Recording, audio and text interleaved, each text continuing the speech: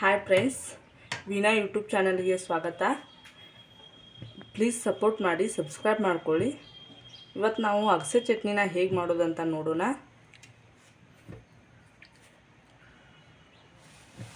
ಒಂದು ಬಾಣಲೆ ಇಡಬೇಕು, ಅಗಸೆ ಬೀಜನ ಹಾಕಬೇಕು.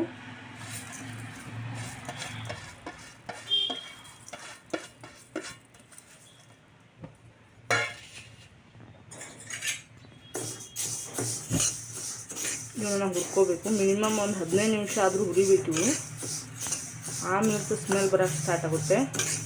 ಅವಾಗ ಗೊತ್ತಾಗುತ್ತೆ ಇವು ಹುರಿದೇವೆ, ಪೂರ್ತಿಯಾಗಿ ಹುರಿದಿವೆ ಅಂತ. ಈ ಪೂರ್ತಿ ಹುರಿದಿದೆ ನೋಡಿ, ಕಲರ್ ಚೇಂಜ್ ಆಗಿದೆ. ಈ ಥರ ಆಗಬೇಕಿದು ಕಲರು.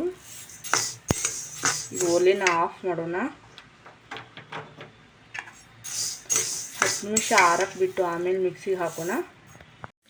ಇವಾಗ ಇದನ್ನು ಮಿಕ್ಸಿಗೆ ಹಾಕೋಣ. ಪೂರ್ತಿ ಒಂದೇ ಸತಿ ಸಣ್ಣಂಗೆ ಪೌಡ್ರ್ ಮಾಡ್ಕೋಬೇಡಿ. ಇವಾಗ ಇದು ಹೀಗಾಗಿದೆ.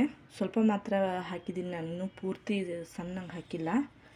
ಇವಾಗ ಇದಕ್ಕೆ ಬೆಳ್ಳುಳ್ಳಿ ಹಾಕೋಣ. ಸ್ವಲ್ಪ ಬೆಳ್ಳುಳ್ಳಿ ಇಷ್ಟು ಇರಬೇಕು, ಜಾಸ್ತಿನೇ ಇರಬೇಕು, ಟೇಸ್ಟ್ ಚೆನ್ನಾಗಿ ಬರುತ್ತೆ. ಸ್ವಲ್ಪ ಜೀರಿಗೆ.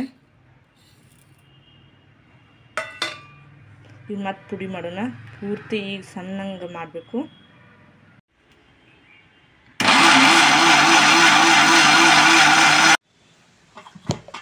ಇವಾಗ ಇದು ಈ ರೀತಿ ಆಗಿದೆ. ಇಷ್ಟು ಸಣ್ಣ ಆಗಬೇಕು ನೋಡ್ರಿ. ಈಗ ಇದನ್ನು ಹಾಕೊಳ್ಳೋಣ.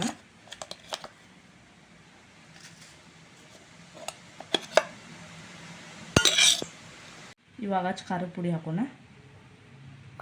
ನೋಡಿ ಹಾಕೊಳ್ಳಿ. ಒಂದು 5 ರಿಂದ 6 ಸ್ಪೂನು ಅಷ್ಟು ಬೇಕಾಗುತ್ತೆ.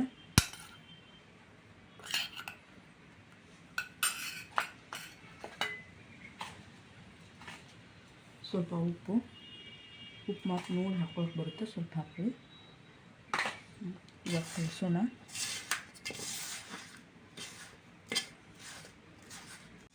ರೆಡಿ ಆಯಿತು ನೋಡಿ, ಅಗಸೆ ಚಟ್ನಿ ರೆಡಿ ಆಯಿತು. ಈಗ ಆಗ್ಬಿಟ್ಟು ನೋಡಿರಿ.